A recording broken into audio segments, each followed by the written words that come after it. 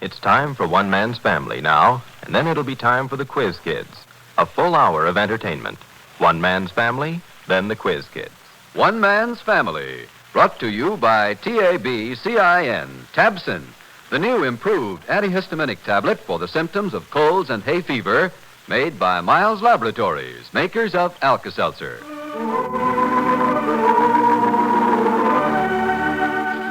One Man's Family is dedicated to the mothers and fathers of the younger generation and to their bewildering offspring. Today we present Chapter 9, Book 74, entitled Jack Overwhelms Betty. The flowers have never been more beautiful than they are this year in San Francisco. And here in Seacliff, the snowballs are in bloom. And in another few days, the lilac will be sending their heady purple fragrance into the balmy spring air. At this moment, on a bright Saturday morning at the end of May, Henry Barber's lovely garden is hushed and empty. Hushed except for the endless hum of bees and the occasional raucous voice of a drifting gull. Margaret, Hazel's daughter, stopping by the family home to see her grandfather, peers disappointedly into the garden and then spies Father Barber puttering around the fountain on the lower terrace. Hi, Grandfather. Hello. Margaret, good morning. Come here and see these goldfish. Oh, remember that big fellow with the black tail? Oh, he's as fat as a pig.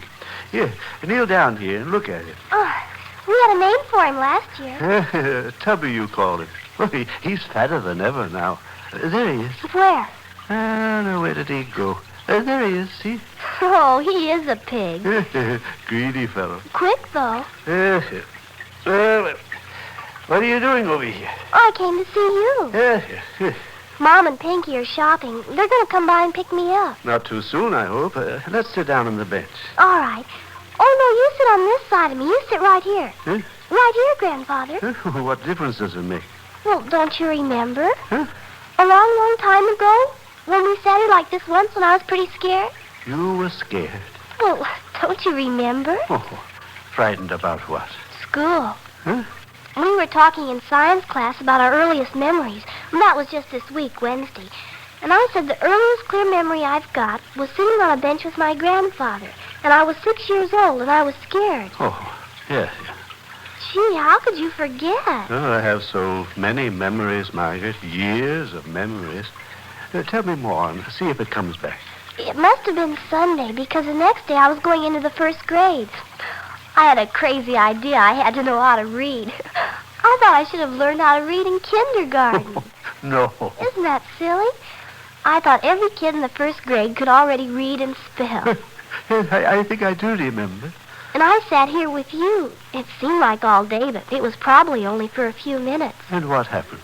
Oh, the things you said made me feel so comfortable and safe. What did I say? Oh, you said I was trying to be 8 or 9 years old, and all anybody expected of me was to be my own age, which was 6. I did? Pretty good advice, eh? Uh-huh. But you know something? I had the same scared feeling about a week ago. Huh? A counselor from high school came over to talk to the 8th graders. Yeah? Yeah, about Latin and algebra and, orientation. All of a sudden, my hands were sweating and kind of a cold feeling went right up into my hair. Oh. But then I thought, I don't have to know Latin and algebra to start with, and I don't have to try to be 16 or 17. Nobody expects you to be anything but just 13, that's all. Maybe next September, on the Sunday before I start into high school, maybe it would be a good idea if we came down here by the fountain and had another talk. You aren't still scared about high school? Not about the studies.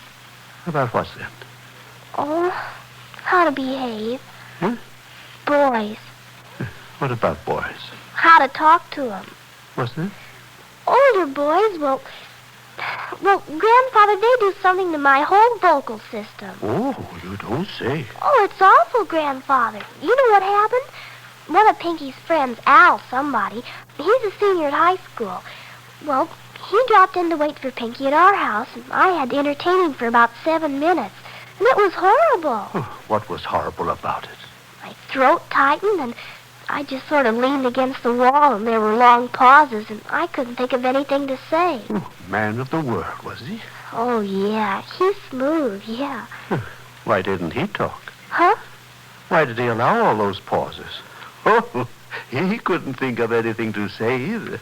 Huh? He was self-conscious, too. You want me to give you a little tip? Never assume that people are thinking about you, Margaret, or being critical of you. No. It's a scientific fact that everybody thinks about himself 95% of the time. And it's easy to let the other fellow talk. All you have to do is listen. But what if he doesn't start talking? You start him. But how? Well, this friend of Pinky's, what was he interested in? Rocks. Huh? Geology, rocks. He had a big rock with him, and he was going to show it to Pinky. A black rock. Did you ask him questions about it? No. Now, you find out what people are interested in. Ask one or two questions, and you'll hear more conversation than you'll know what to do with. Huh? If you are really interested in other people, Margaret, you'll never be ill at ease because they'll respond to your interest.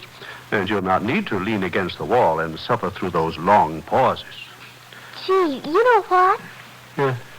I have almost the same kind of feeling I had that day when we were down here when I was only 6. Oh, what feeling, Margaret?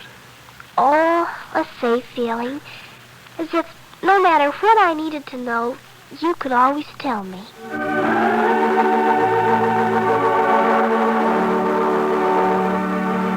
If you feel a miserable cold coming on, or if someone in your family is beginning to sniffle and sneeze, then right now is the time to remember Tabsin. Yes, at the first sign of a cold, take Tabsin quick. Tabsin, spelled Tabcin, is the new and better antihistaminic tablet developed by Miles Laboratories for cold and hay fever symptoms. And Tabsin is designed to check cold symptoms fast. Tabsin contains an effective antihistamine to check the sniffling and sneezing, the irritation in the nose and throat. And Tabsin goes even further. It also helps relieve those aches and pains of a cold and reduce fever. Tabsin also contains a special ingredient to help counteract drowsiness. Tabsin is easier to take because it is a smooth-coated tablet, easy to swallow with no unpleasant aftertaste. If you've tried Tabsin for cold symptoms, you know how effective it is. And if you haven't tried Tabsin yet, let me urge you to get some today and keep it on hand, ready to come to the rescue the next time a cold strikes in your family. Remember the name Tabsin, Tabcin, the bright red tablets in the bright red package at all drugstores.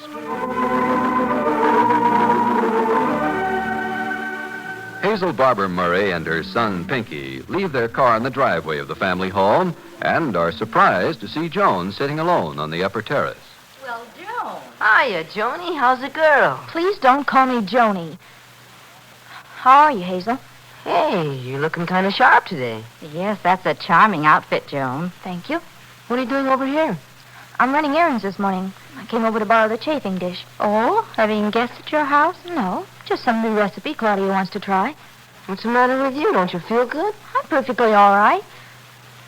Grandmother's talking to Emily Stewart on the telephone, so I'm just waiting. And a lovely place to wait, too. Isn't this the most beautiful morning? Yeah, I guess it is. Oh, there's Father and Margaret. What are they doing down at the fountain? Counting goldfish, I guess. I don't know. Father! Hello, I'll be right down. Don't wander away, Pinky. We're not going to stay long. Okay, Mom. Mind if I sit down? No, What's eating you? nothing. You know what I heard a guy say about you at school yesterday? No, and I'm not sure it can possibly matter. Well, gee. What did he say? Burke, you know him, editor of the Clarion. I know him. He's a dizzard. Well, what did he say? He said you have a sullen beauty and the prettiest pout he ever saw. He said if he was an artist, he'd want to paint you. He'd want to paint me. How did he happen to say that? Well, I don't know. We were just kind of having a conversation. What did you tell him? Hmm? What did you tell him about me? Hmm? You talk too darn much, Pinky. Well, I didn't say anything. I'll bet you told him about Joseph Creighton. Hmm? Didn't you? I'll bet you said that you knew an artist who refused to paint my portrait. Sure, you told everything you know. I've wondered sometimes what you talk to people about in the halls. Every time I come out of a classroom, there you are, going yakety, yakety, yakety. What do you say to people? Tell all the family secrets? Gosh, Joan, I just have conversation. You just try to act important. Why don't you grow up? Gosh, you didn't just get out of the wrong side of bed this morning. You must have fallen out on your head. What did you say about Joe Creighton? I didn't even mention his name. You said something about him. I know darn well you did. I didn't say hardly anything, Joan. Gee whiz, I don't go around talking about the family. We were talking about art and stuff. Yes?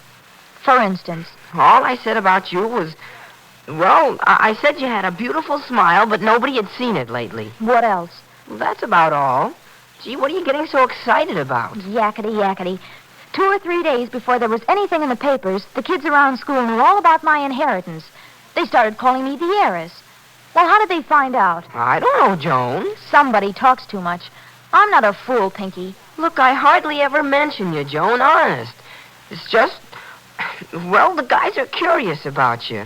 If they ask Hank and me questions, they wouldn't even think of asking you. Hank doesn't talk too much. I know Hank. Well, I don't either. I always give him a kind of a vague answer. When people are prying into my private affairs, you don't need to answer at all. Gosh, you're just sore at the whole world this morning. Oh, never mind. Didn't you want to come over and borrow the chafing dish, or what? I offered to come and get it. Anything to get out of the house. Gosh, if I had your dough, Oh, I'm sick of hearing what you'd do if you had it. You don't know what you'd do. Well, you'd taken my advice in the first place. If you had a business manager... Oh, Guff, I don't want to discuss it. What in the world is Grandmother doing? Oh, Grandmother! Coming, Joan. You know, I've got some good ideas on finance, if you'd let me tell you. No, thanks. When Emily Stewart got on the phone, honestly, she... Oh, Pinky, I didn't know you were here. Hi, Grandmother. Well, hi, there's Hazel and Margaret. Hello! Hello, Mother. Hi, Grandmother. Why didn't you tell me they were here? You were on the telephone. Here, Grandmother, let me take the chafing dish. Never mind, I'll get it. I've got to go anyway. Oh, sit down a moment, Joan. You never stay when you're here. I've stayed quite a while. I have to go, Grandmother. Thank you very much. Claudia will bring it back tomorrow. Joan, good morning. Good morning. Hi, Joan. What's the great hurry? Bye. Well, not very cheerful this morning. How are you, Mother? Hazel, Margaret, dear. How Emily Stewart got on the telephone just as Joan came in, so she waited and waited. You know Emily? Oh. You know, I've always liked Emily. She's a good-hearted soul. You have to be very careful what you say to her. The Associated Press can't distribute information any faster than Emily. Let's all sit down and have a nice chat. Oh, we can't stay, Father. Dan's waiting for the car. We have a million things to do. Oh, what's the matter, Pinky? Well, it's kind of depressing when you have a rich cousin and she's always sore at you. Pinky? Can't you stay? No, really, Mother. We've got to get along. Come on, kids. Thank you, Grandfather. Huh? Thank you very much for, you know. What's all this? Oh, it's a little secret we have, eh, Margaret? Yes, Grandfather. You two and your secrets. Well, see you. Goodbye, Hazel. Come back this afternoon if you have time. Well, we aren't planning anything. We'll just be sitting here. Yes, we will if we can. Bye. Goodbye. Goodbye. Now, you're going to change your shoes now before you come in the house. Yes, I'm not coming in the house right now, Fanny. Oh, there's the phone again. I hope Emily isn't calling me back. Well, look, there's Jack. He's home early. Now, I'll be back in a minute, Henry. Oh, he's got a big package with him. Jack!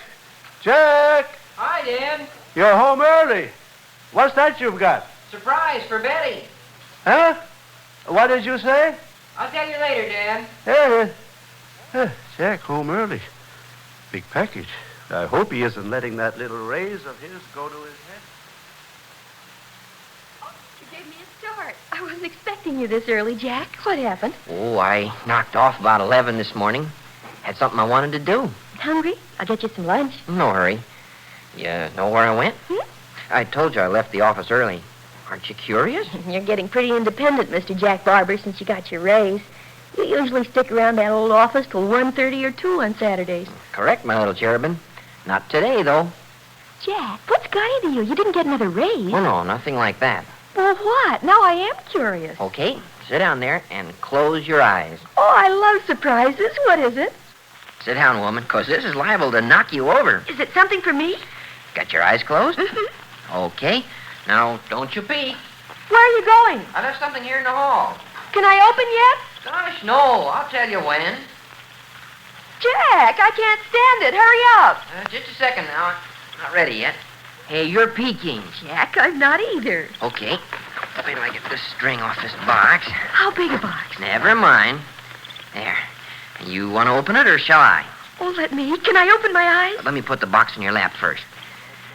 There you are, Mrs. Jack Barber. Open your eyes and be glad. Oh, such a great big box. Oh, Jack, I'm so excited. Take the lid off and look at it. Oh, you're just a darling to buy something for me. Let me give you a great big kiss before I even look. Bend down here. You wonderful husband, you. You love me? I adore you. Just adore you. Yeah. Well, here, I'll take the lid off for you.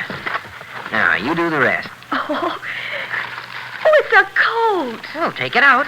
Grab the box and let me stand up and look. Okay. It's a long coat. It's a long coat. Yeah, you like the color?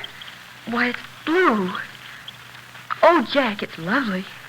Just lovely. You like it, huh? And I needed a coat so badly. That was so thoughtful of you, darling. Oh, try it on. I'll hold it for you. Okay. Don't step on the box, Jack. You won't need that anymore. Well, I don't want it to be smashed. I might have to take the coat back to be fitted or something. Oh, yeah. But I think it's going to fit you like a glove, Betty. The girl in the store was just about your size, and... Oh, here, put it on. Oh, my arms just slide into these sleeves. Feels nice and warm. Yeah, it's a winter coat. I'll tell you about that in a minute. Button it up. All right. You like those big buttons? They got kind of a brass edging. It carries out the military effect, see? Mm-hmm. And those wide lapels? Huh. You see how it's fitted in at the waist? Turn around, let's see. Yeah. Gosh, I think the girl was right. I don't think you'll have to have a thing done to it. It's a lot lighter blue than I thought it was in the store, and... You sure you like that color all right? No, I love blue, Jack. The only thing is, I haven't... The sales girl told me about it, the cut, I mean. It's copied after the Directoire period. Directoire? What's that? Oh, you know, Napoleonic. Before he was emperor. Oh. That military effect looks good on you, Betty. I told the girl in the store all about you. What a cute figure you had, and how we got 6 kids and all. She wouldn't believe me when I told her you only weighed 117 pounds. She said that's about what she weighed, but she couldn't have been more than 25 at the most. We got real chummy. She said she hoped she'd find a nice husband like me someday and have kids. She said 6 was too many, but... Hey, Betty, you crying? Oh, Jack. Gosh, what's the matter, honey? Nothing. Did I hurt your feelings or something, talking about that girl in the store? No. Did I make you jealous? Gosh sakes, she wasn't half as cute as you are. Oh, Jack, darling, I love you so. 'Cause I bought you a coat, huh? You're the best husband a person could have. Just the best and the most unselfish. Buying me a coat when you need a new suit so bad. Why didn't you buy yourself a suit like you promised? Well, I was going to, but I happened to see an ad in the paper this morning about a sale downtown, and they had a picture of this coat. You know, one of those sketches with a tall dame wearing one? Of course, it's a winter coat. That's why it was reduced. They were clearing them out. Yes, it's late for a sale of winter things. Yeah. Well, I guess this model didn't sell very well. I got it for half the original cost. Girl said it was wonderful material. Oh, yes, I can tell that by feeling it. And even though it was only half price, it still wasn't cheap. Jack, I don't care what it cost. Yeah. You sure you like it, Betty? Of course, I love it. Yeah. Of course, it is a winter coat. But in San Francisco, you never know when a fog might come up, and it does get awful windy sometimes in the summer. I know. You like that military effect? See, with those wide lapels and collar, you can turn it up. Try that. This way? Yeah. Yeah, it looks smart like that. I told you they got the idea from Napoleon, didn't I? Directoire? Yes. It is a pretty light blue, isn't it? You're sure that color's okay now? Well, I just feel how soft the material is, Jack. Uh-huh. It's 100% wool, Betty. There's a little label inside there that says so. Keep me nice and warm. Be fine this winter. Well, you can wear it in the summer, too, Betty. I asked about that. Of course. Well, don't you want to look at yourself in it? Huh? Why don't you go upstairs and take a look in your full-length mirror?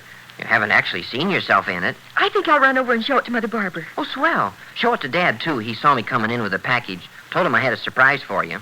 You want to come with me? Well, no, you go ahead. I want to kind of clean up a little before lunch. Well, I won't be long. I'll come back and fix you something to eat. Okay. Nicolette took the children for a walk. Tell her where I am if she gets back before me. Yeah. But don't forget to show the coat to Dad. I think it's just the kind of thing he'll go for. Must be getting on towards noon, isn't it, Clifford? Just about, Dad. Yeah, better be getting in the house. Your mother will be calling us to lunch shortly, I imagine. Yeah. Oh, get something palatable today. Mrs. Kettleman's off. Poor old Mrs. Kettleman. She just can't hold a candle to Mom, can she? If I had my way, she would have been out of this household years ago. Oh, she does pretty well on the whole, Dad. Mom knows how to handle her. It's just that you're... Well, look what's coming through the hedge. Huh? It's Betty. Where's the coat going with a girl? Hi. Woo, is that coat blue? Jack bring you that? How do you like it? Oh, that's what you call a military motive, isn't it, Betty? Jack picked this out all by himself and brought it home to me. Looks a little long. Where's Mother Barber? She's right inside, honey, in the kitchen, I think. I want to go in and show her. Well, let me open the screen for my lady. Thanks. Enter, madame. Thanks. Mother Barber? I'm right in here. It's Betty. I've got something to show you. What's that? I ran over to show you what Jack brought home. Oh, Betty, I'm just starting to get lunch for... What? Well, you've got a new coat. Uh-huh. Jack bought it for me. Oh. Well, how nice. He wanted you to see it. I mean, I did. Did Jack go out and buy that all by himself? Mm-hmm. This morning. It was a surprise. Well, I should think so. Huh? Do you like it, Betty? Do you? Betty, I just think it's perfectly awful, don't you, really? Oh, my dear, I know just how you feel. Oh, what am I going to do, Mother Barber? I can't hurt Jack's feelings. It was so sweet of Now, him. here, sit down. I can't take it back. It was so wonderful of him to do it.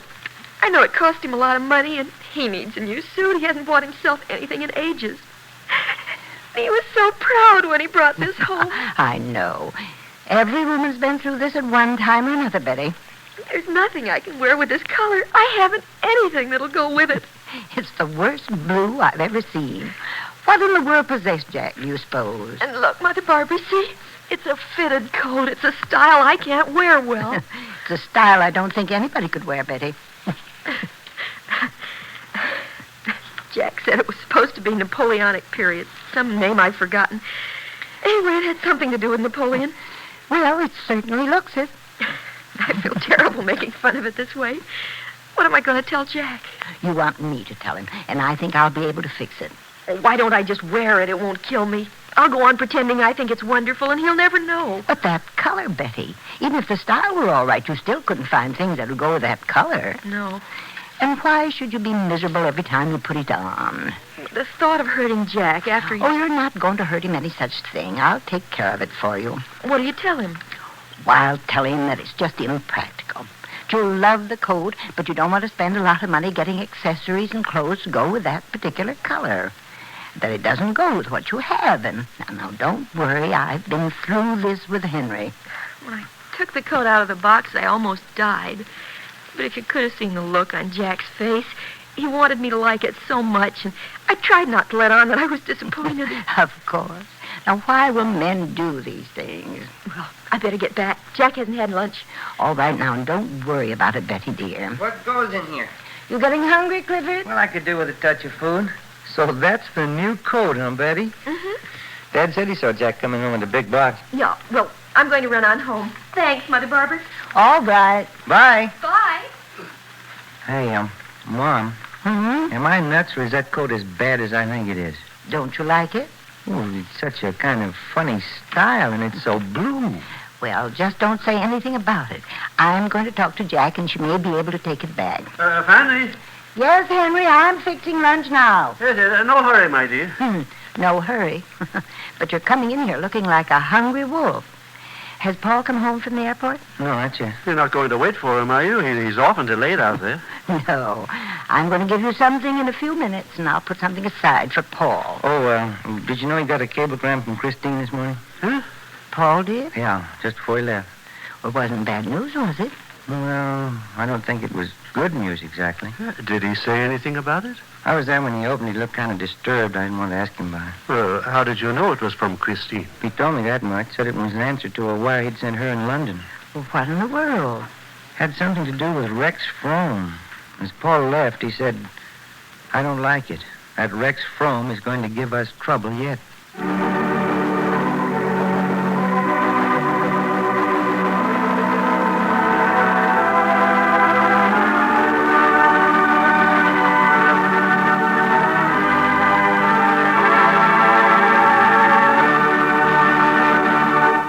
As usual on a sunny afternoon, Father Barber is busy in his beloved garden. He's tamping peat moss gently around his prize azaleas when the pastoral quiet is interrupted. Getting so Seacliff sounds like Market Street. Rude, noisy clatter. Henry! Here. Huh? Judge Hunter? Glenn! What are you doing away from your torts and tomes, gallivanting around instead of attending to your client's business? Precisely what I was doing, Henry. Visiting a client. Lives out here in Seacliff. Saw you in your garden and paused to extend a friendly greeting. Well, let's get in, Glenn. Come, Fanny will make us a cup of tea. Thank you, no, Henry. Much as I'd enjoy the pleasure of Fanny's company, I must get myself down to the club at once. Oh, nonsense. What? Made a confounded fool of myself last night. And as a consequence, find myself coming down with a cold. Well, come in and let Fanny take care of you. There's nothing she'd like better than... No, Henry, I know my colds and you don't. Tend to get right into bed and send down for hot lemonade, hot water bottle, mustard plaster. Mustard plaster. I don't wonder that modern science can't penetrate into the dusty world of legal folderol. Apparently, you lawyer fellows never even heard of Tabson. No, Henry. Can't teach an old dog new tricks. Then I know that you consider my opinions of no consequence, but you do agree that my wife Fanny is a woman of sound judgment and common sense? Precisely. Then you come right inside and let Fanny give you some Tabson. She says it can nip a cold right in the butt. Yes, Fanny will explain everything. And it's a safe bet that after a talk with Mother Barber, Judge Hunter will try Tabson for his cold. And that's what we'd like you to do the next time you have a cold. We can tell you how wonderful Tabson is, the reasons for its effectiveness, but you'll never really find out for yourself until you try it. So do try it. Convince yourself that Tabson, the new antihistaminic tablet that checks cold symptoms fast, is better than anything you've ever tried before. Get Tabson today, and the very next time you feel a cold coming on, take Tabson quick. That's Tabson, Tabcin, for cold and hay fever symptoms. The bright red tablets in the bright red package at all drugstores. You've just heard Chapter 9, Book 74 of One Man's Family, written and produced under the direction of Carlton E. Morse for Tabcin, Tabson, the new improved antihistaminic tablet for the symptoms of colds and hay fever, made by Miles Laboratories, makers of Alka-Seltzer. Chapter 10, entitled That Creighton Man Again, will come to you next week at this same time. Have you tried Bactine, the remarkable new family antiseptic? Listen to this trial offer. Send 10 cents and your name and address to Miles Laboratories, Department 1, Elkhart, Indiana, for a full 30-cent bottle of Bactine. Bactine. Bactine is more than a germicide, has many more uses in your home. Bactine is a clear, colorless liquid with a fresh, clean odor. Does not sting nor burn like harsher antiseptics. Does not stain. Try it. Send 10 cents to Miles Laboratories, Department 1, Elkhart, Indiana, for a full 30-cent bottle of Bactine.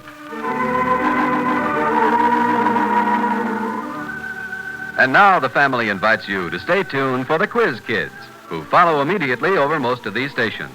Today's special guest will be Dorothy Shea, the Park Avenue Hillbilly.